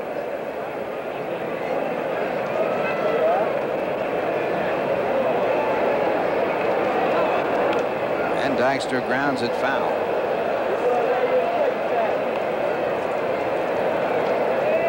If the scoreboard is correct, that game in Philadelphia, the Phillies have tied the Montreal Expos up 3-3. It's in the bottom of the 6th inning. I like the way you said that. If the scoreboard is correct, sometimes it's not. Well, that's I have been burned before, Ralph. I am protecting myself all the way. You learned I learned the hard way. Palacios developed a split finger fastball, and this year at Vancouver was 13-5. And that pitch a ball. 2-2 the count to Lenny Dykstra. Dykstra's had a good finish. 2 for 3 in this ball game. He's 4 for 9 in this series. He has battled back here in the latter part of the season. Average up around 286.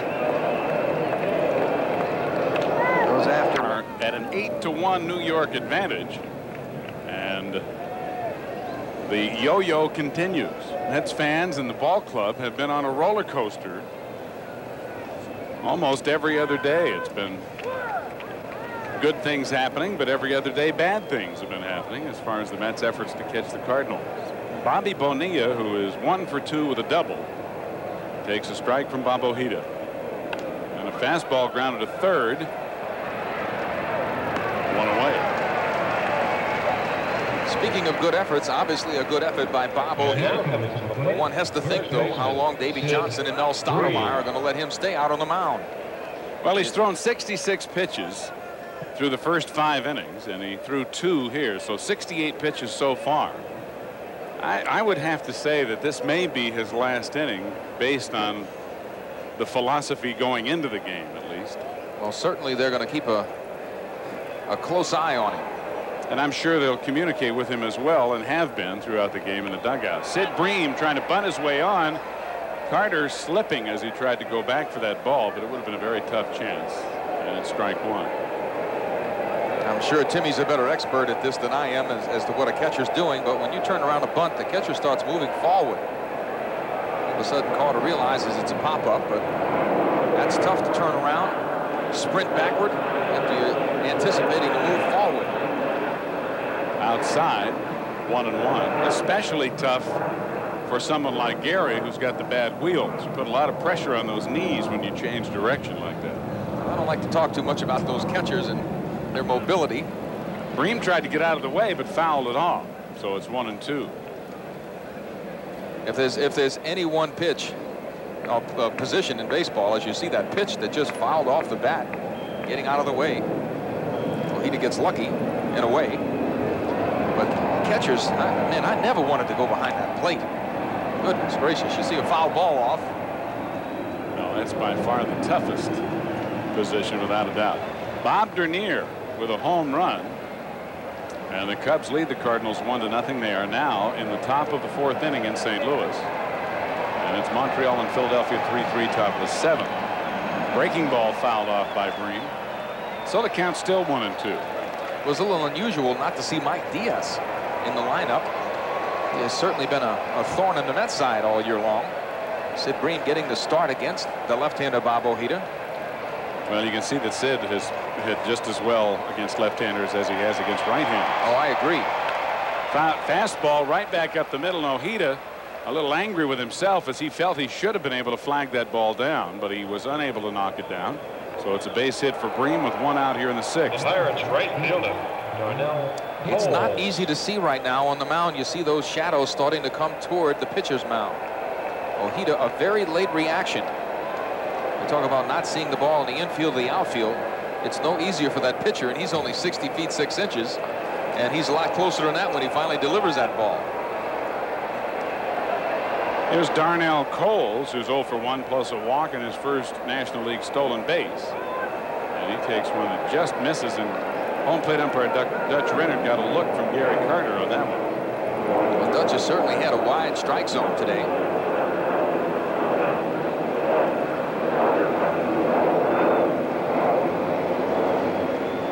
And Cole swinging through the fastball, and the count 1-1.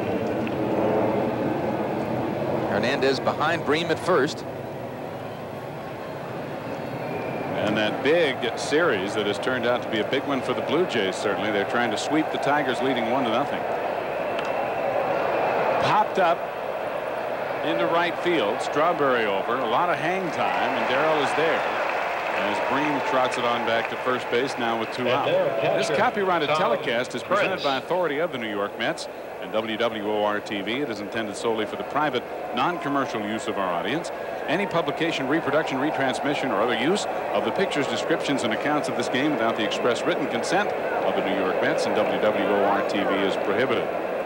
Here's Tom Prince, who entered the game when Mike LaValliere was taken ill. And he misses that little dead fish laying out on the outside corner of the plate. Strike 1. If any one pitch has frustrated American League and National League hitters, that's the one. That one, however, is hit well into left center field.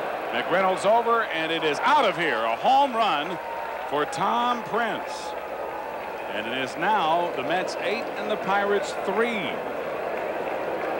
Tom Prince, who started the season in Double-A ball and is certainly known more for his defensive ability than his offense.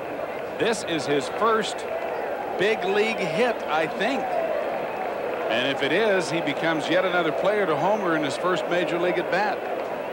Well, I don't know if this is his first at bat or not, but if it is, he certainly handled it well. It would be his second anyway. He has had 4 previous at bats, so it is his first big league hit, but not in his first at bat. Well, he did hit in the 4th inning and grounded out to the second base. You're right. I'm sorry, but it's still his first major league hit, and it's a home run. Looked like a Marine cut, that haircut. He's ready. Fermin tried to bunt his way on, but fouled it off. Terry Harper out as a pinch hitter with a pitcher scheduled up next, should Fermin keep the inning going.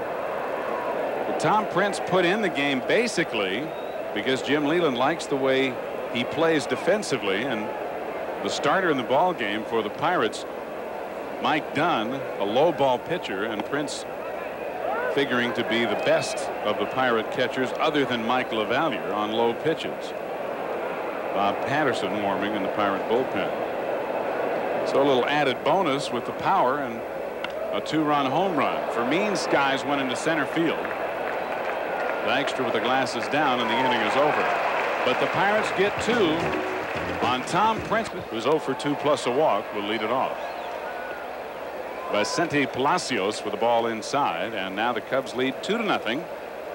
Rafael Palmeiro has homered in addition to Bob Dernier to give the Cubs a 2-0 lead over St. Louis. Breaking ball in there, 1-1 to Tuffle.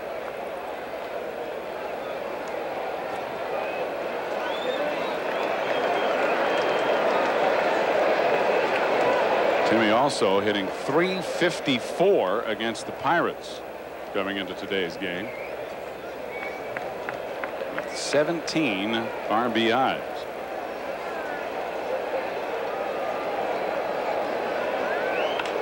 Line drive, 1 hopper, and Jose Leaned guns him out, 1 away. Leaned had him played perfectly as he didn't even have to move. Well, they keep those charts. Every team does it. First baseman, where different batters are hitting. They have those zones kind of lined up. They certainly had Tuffle lined up at that at bat. Just 5 feet the other way, and it's a base hit. You hit a line drive bullet that the pitcher just misses, and you're out. You're in trouble. Jeez. They are shifted a little. Wow. Keith Hernandez still battling a severe head cold. 2 for 2 plus a walk, 2 RBIs, and a run scored. And he takes a strike over the outside corner, 0-1. Keith has now hit in 51 of the last 61 games in which he's played. And unlike Tuffle, it is just about as straight away as you can play against Keith Hernandez. With their left side of the infield, Bonilla and Fermin are playing is the way you should play a hitter like Keith Hernandez. They're playing him deep. They're taking the hole away from him a little bit. They're giving him the third base line, even though they got burned when he got that 2 RBI base hit. That's where you're supposed to play Keith Hernandez. The guy hits the ball right down the third base line, and he's a left-handed hitter. You got to give him credit. Just that's it. You got a bad break.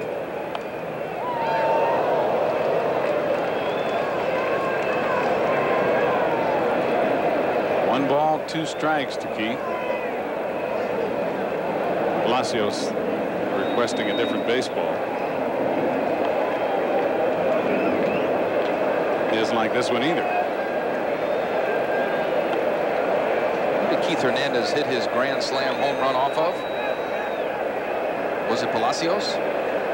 Was not on that trip, but I saw most of the games during that series. I don't remember. Didn't mean to lay a heavy one on you there, Pods, but it's all right. When and the reason I don't commit a lot of that to memory is because our partner, Mr. McCarver, keeps his home run book. So when Timmy comes in, we'll have him open up the home run book. Go back and. I know someone took this young man deep in Pittsburgh. I couldn't remember if it was Keith or Darryl Strawberry.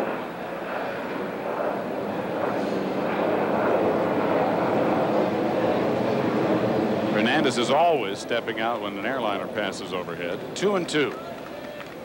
Fouled off.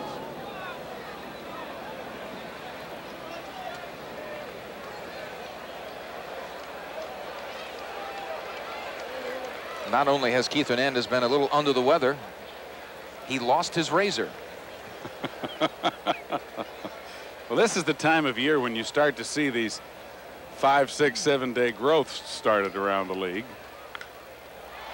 Fly ball to center field. Van Slyke drifting back a few steps. He has it, and there are 2 out. You're talking about a lot of the young pitchers that have come along here for Pittsburgh. One of the pitchers they let go, Rick Russell, certainly has an incredible stat that I'd like to share with you folks. Since the All-Star break, Rick Russell has walked 6 people. Ooh, and Darryl took one right on the knee. He thought he was getting out of the way, and the ball just kept bearing in on him. Might have been Darryl Strawberry who had hit the home run. This pitch here certainly right in on him. Palacios has been warned. Dave Pallone, the second base umpire, went to the mound and then came over and was talking from the infield grass to Davey Johnson in the dugout. And I think Pallone is just making sure nothing starts because of this incident. And you may be right, Russ. It may have been Strawberry that hit the home run. I know someone took him awfully deep. Well, if it was Darryl, then we certainly know why Darryl just took one off the outside of his right knee. Kevin McReynolds with a 3-run home run in this game in the 4th inning. Strawberry running and no throw. Prince couldn't get the ball out of his glove and then dropped it. And for Strawberry, his 34th stolen base of the year. Well, there's no better way to answer than what Darryl Strawberry just did. Showed him that it didn't bother him. Got his adrenaline going. He's in scoring position now. That ball stung a little bit, though. Had to. Not much meat down there. Of course, Darryl has a body that doesn't have any padding on it. He's a little lean and mean. It's either muscle or bone. That's it. We used to be like that. We were about 8. Yeah. I think I lasted until I was about 18. Actually, I got pretty skinny when I was in Montreal. Tim Drummond, pardon me, Russ. Tim Drummond in the bullpen. Skinny? I was down to 193. No kidding. I was down to nothing. 193? That's what I weighed when I was born. Someone said you were a tough child. 1-1 to McReynolds.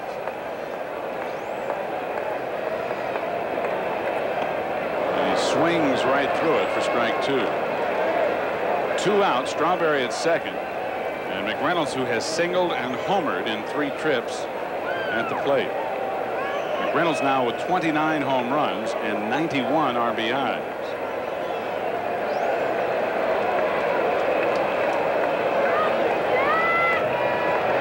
Breaking ball with Strawberry going to third. The ball gets by Bonilla. Strawberry scores. And McReynolds hustling for second, and he's in there. Darryl was stealing third base, and Bonilla was caught out of position on the ball, rifled down the line for a double by Kevin McReynolds, and the Mets lead it 9-3. Well, I like what Strawberry does here. He's going to show him that he's going to be aggressive. Bonilla moving because he was playing so deep with Kevin Reynolds at the bat. When he saw Strawberry running, he had to move to a third base. You see how deep he was. That beat him because that ball was hit right to the third base position, but there's no way he could stop and get back and catch that ball. Gary Carter, the batter, takes a breaking ball low and away. Kevin McReynolds now with 4 RBIs and 3 hits this afternoon. Gary has lined out hard to left, struck out, and grounded sharply to third. He's 0 for 3. Ball 2. Pushes McReynolds into the 90 RBI category. There's Darryl Strawberry's jump going into third.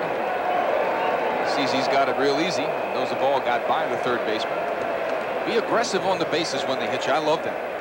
Straw just shifted it into cruise control. A bat for Vicente Palacios. Washington, one of only 3 players on this entire Pirate roster, expanded in September, that is over 30 years of age. Washington. He's batting 143 with no homers, no RBIs, and as a pinch hitter, he is 0 for 3.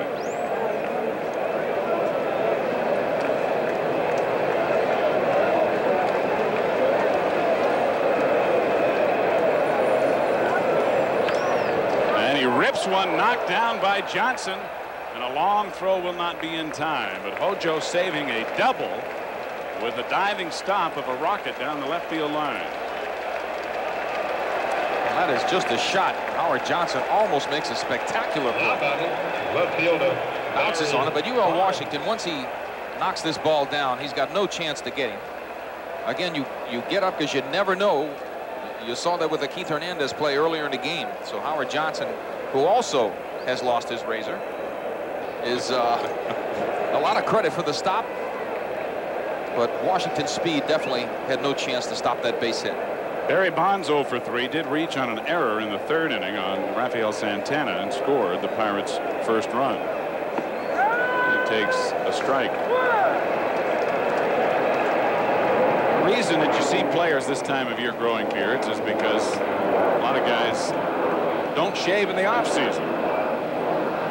And they get an early start and they're strike 2 to Bonds. And a lot of guys who go hunting, particularly in the offseason in the wintertime, like to have that beard to keep their cheeks warm.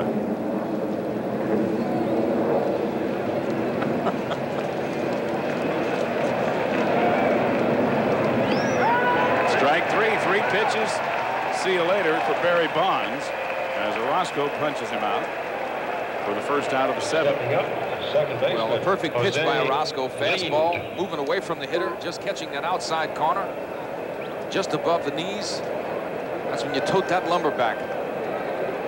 Locked young Barry right up there. Jose Lean has not been locked up today, however. He is 3 for 3. A single to left and 2 singles to center as he takes the ball low and inside. He has not scored a run, but he has been on base all 3 times.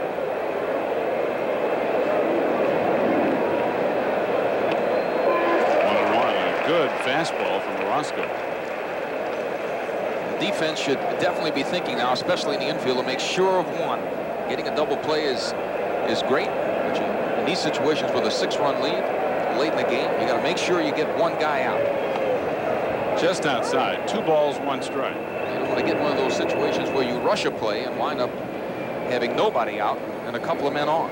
Well, yesterday's ball game for the Mets would be a prime example of that type of play in both the infield and the outfield. The Mets were anything but a championship team defensively yesterday. Ground ball, shot top 9-3. Roger McDowell out in the bullpen area, which is a parking lot for the players' cars primarily, and may have been Roger's doggy. I don't know. Howard Johnson with a double and a run scored in 3 at-bats. Takes down low ball 1. Tim Drummond, the new pitcher in the game for Pittsburgh.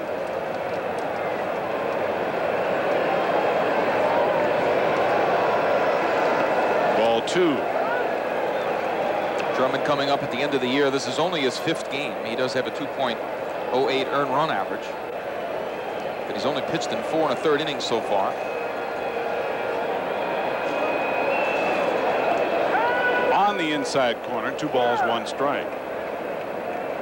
Seems to be a power type pitcher. He has struck out 4 hitters in those 4 1/3 innings.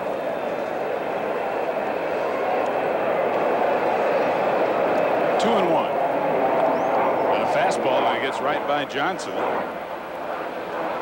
That is rare. And Hojo doesn't at least get a piece of a hittable fastball. 2 and 2.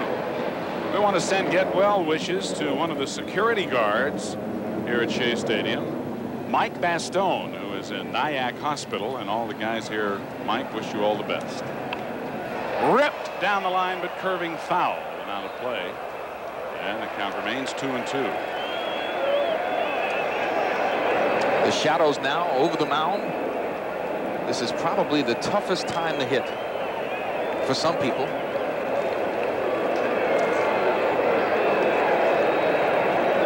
Never really got bothered by the shade here too much. The shadows, I don't know if the left-handed side is different than the right.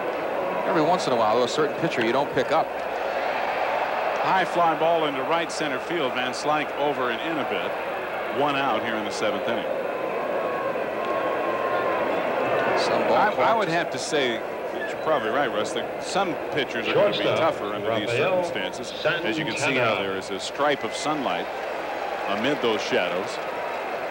I didn't like it when it got a little further back, when he was in the shadow and the sun was kind of all around him.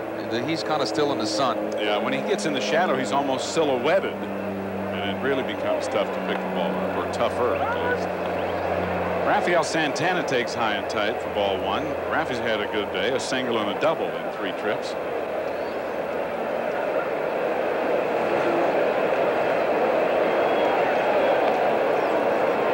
Down low. We talked earlier about Rick Russell walking only 6 people since the All-Star break. Dennis Eckersley, there you see Leach and Sisk warming in the bullpen. Dennis Eckersley coming into this weekend. You see another ball.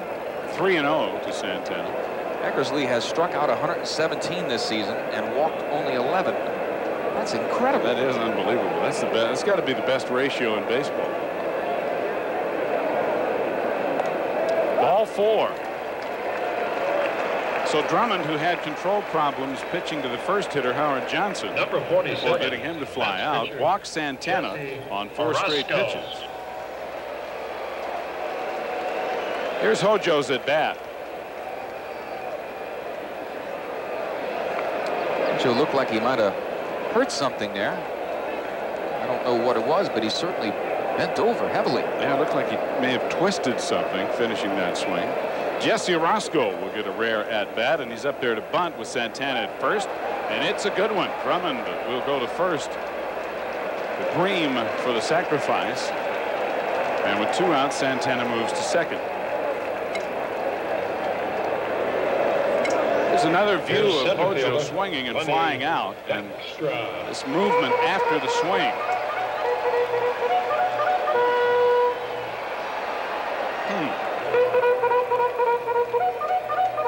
Kind of working on that hand there. Left wrist. Or hand. It could be either one. But it does appear as if he's nursing it a little bit in the dugout. So Santana at second with 2 out for Len Dykstra, who's 2 for 4, has scored 2 runs and driven in a run. Skied down the left field line, slicing out of play for strike 1. I was a little surprised that time for Sid Bream, with Orosco up, was playing behind the runner. Certainly set up an easy sacrifice for Jesse Orosco.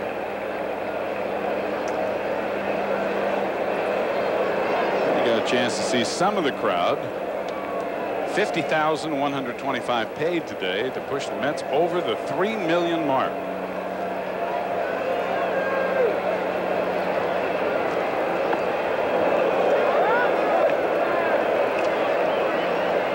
Drummond coming a little close to Dykstra. Lenny's got to be used to that by now. Well, he kind of hangs that head in there. You're going to get it.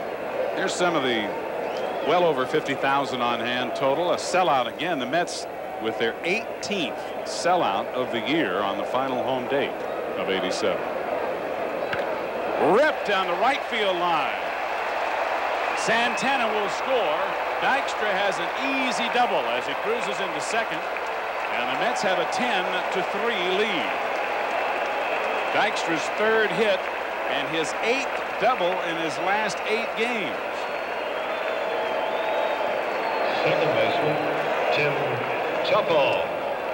Drummond's pitch, kind of an off-speed pitch down and away. It looked like it was breaking. Dykstra reaching out there and jerking it down that right field line. Coasting easily into second base, and then you see Rafael Santana scoring.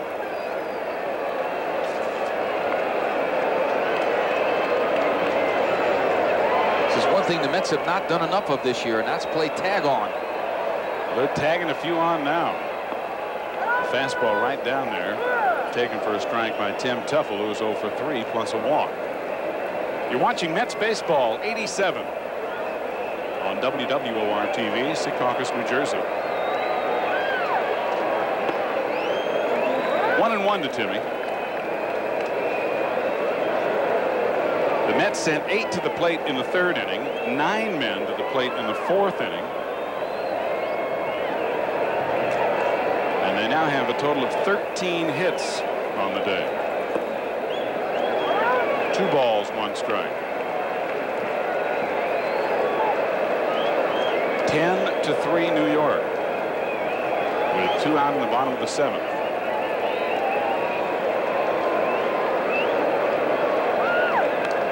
Fouled straight back, and the count 2-2.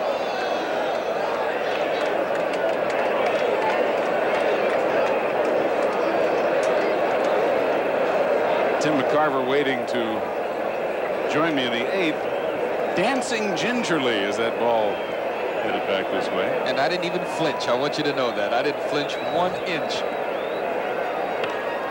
Breaking ball, line for a base hit just off the glove of Fermin. Dykstra scores, and Teufel with a 2-out single makes it 11-3 New York. The home fans are getting a treat on the final home game of the year. Drummond and a little breaking ball.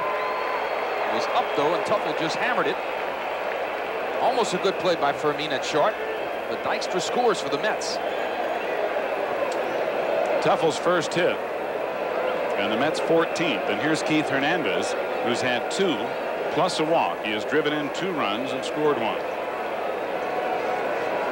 Hernandez put the Mets on top. I guess you could say he is going to have the opportunity for the game-winning RBI, a stat which is not one of my favorites. Not in a game like this, particularly. Well, it was a big hit at the time. It was, but when all is said and done, it'll probably have minimal significance in the overall scheme of things. So does that stat.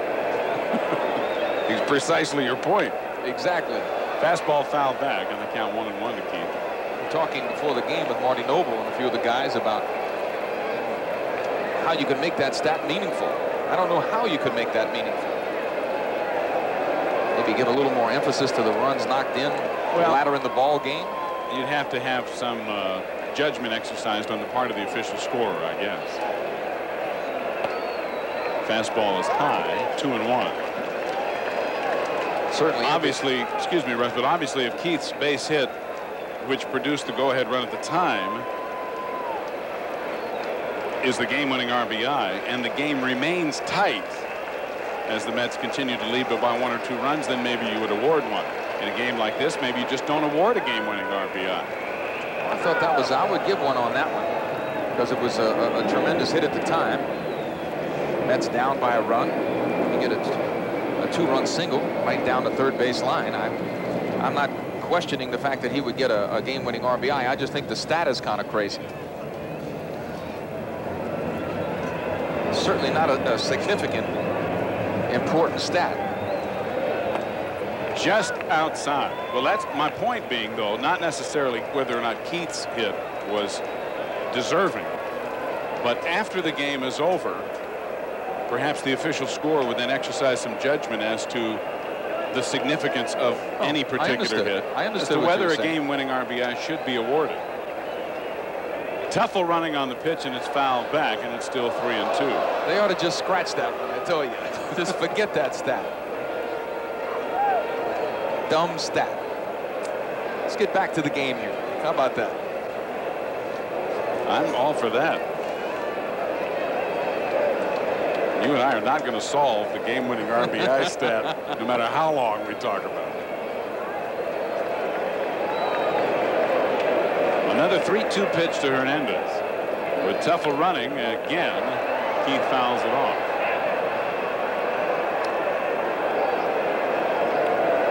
So the fans not only getting their Purolator Courier cooler bags today, but quite a few foul balls as souvenirs.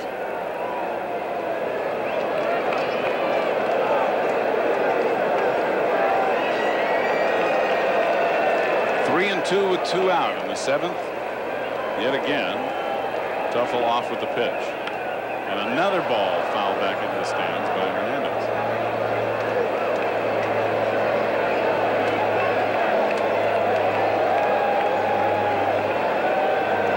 Rawlings has his little ticker going every time another one goes in the seats. It's a big day for the ball company.